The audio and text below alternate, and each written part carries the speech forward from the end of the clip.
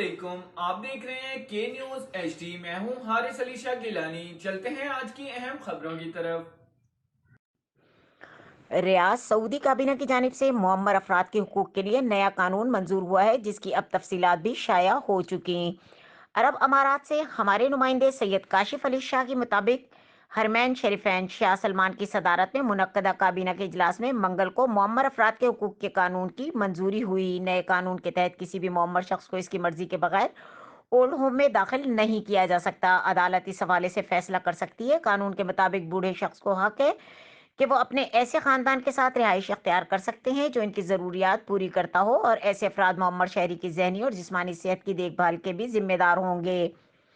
اس طرح بوڑھوں کی نگہداشت کے لیے مفت قانونی مدد فراہم کی گئی۔ حکام کا کہنا ہے کہ بوڑھوں کے قانون کا ایک بڑا مقصد یہ بھی ہے کہ معاشرے کو ان کے حقوق سے آگاہ کیا جائے۔ نئے قانون کے مطابق مملکت میں رفاہ عامہ کے وسائل، تجارتی مراکز، رہائشی محلوں، مساجد اور ماحول میں ایسی تبدیلیاں لائی جائیں جن سے بوڑھے استفادہ حاصل کر سکیں۔